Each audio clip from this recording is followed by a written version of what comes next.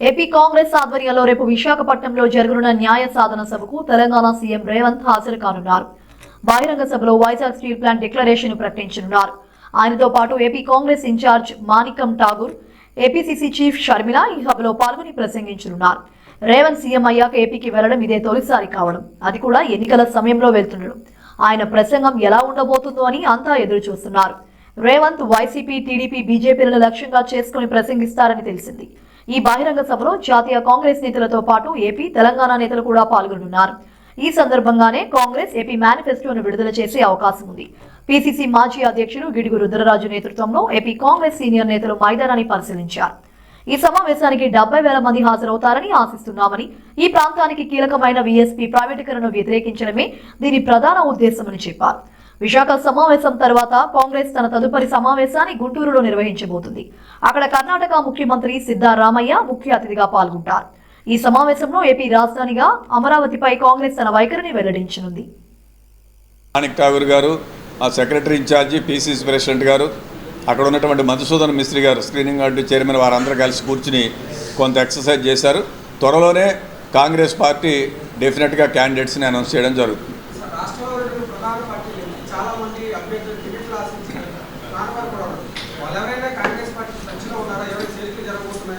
చాలామంది టచ్లో ఉన్నారు మిత్రులు.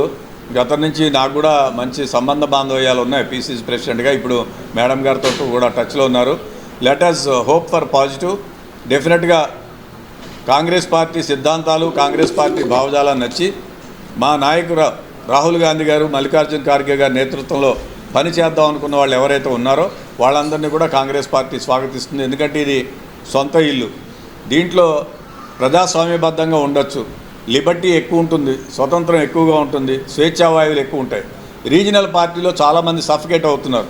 మనం చూసాం 2 రీజనల్ పార్టీలో కూడా నియంతృత్వ పోకడలతో ఉన్నటువంటి పరిస్థితి. సో డెఫినెట్గా వాటిలన్నింటినీ కూడా అర్థం చేసుకుని స్వేచ్ఛాయుత వాతావరణంలో పనిచేయడానికి, ప్రజలకు మరింత మెరుగైనటువంటి సేవ చేయడం కాంగ్రెస్ పార్టీలోనూ సాధ్యం. కాబట్టి అటువంటి వాళ్ళందరూ కూడా వస్తారని భావిస్తున్నాం. సిపిఐ, సిపిఎంతో కూడా అలయన్స్ పార్ట్నర్స్గా, ఇండియా అలయన్స్ పార్ట్నర్స్గా ఉన్న వాళ్ళతో కూడా మేము నెగోషియేషన్ చేస్తున్నాం. పార్టీ తరఫున పెద్దల కొప్పుల రాజు గారు, నేను మా ఇద్దరిని డిప్యూట్ చేయడం జరిగింది. ఈవేళ ఉదయం కూడా we had a series of discussions. Morning CPI state secretary Ramakrishna గారితో మాట్లాడడం, సిపిఎం స్టేట్ సెక్రటరీ శ్రీనివాస్ గారితో మాట్లాడడం. సో డెఫినెట్గా ఒక పాజిటివ్, ఒక లాజికల్ కంక్లూజన్కి వస్తుంది. సిపిఐ, సిపిఎంకి అలాట్ చేసిన తర్వాత మిగిలిన ఏవే సీట్లు ఉన్నాయో వాటి మీద కాంగ్రెస్ పార్టీ మరొకసారి కూర్చుని వాటిని కూడా ఫైనలైజ్ చేయడం జరుగుతుంది.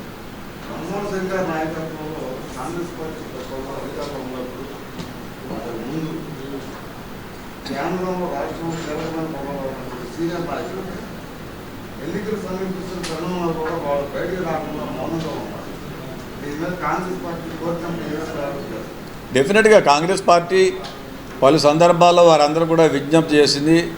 మీరు ఎందుకంటే 2004 నుంచి 2014 వరకు కూడా వాళ్ళందరూ కూడా అనుభవం ఉన్నటువంటి నాయకులు, ఎక్స్పీరియన్స్ ఉన్నటువంటి నాయకులు, ఫేసింగ్ వాల్యూ ఉన్నటువంటి నాయకులు. తప్పనిసరిగా వాళ్ళందరూ కూడా రావాలి.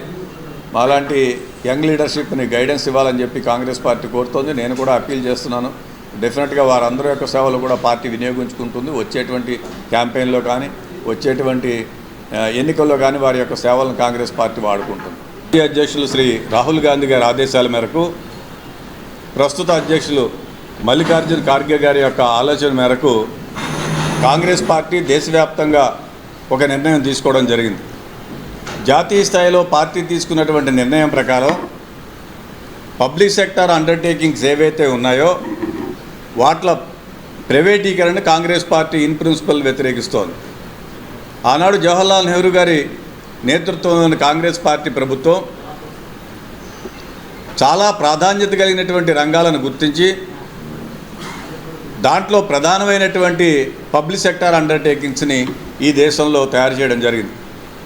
ఒకటి దేశం యొక్క భద్రత, రెండవది ప్రజలకి కావాల్సినటువంటి సౌకర్యాలు.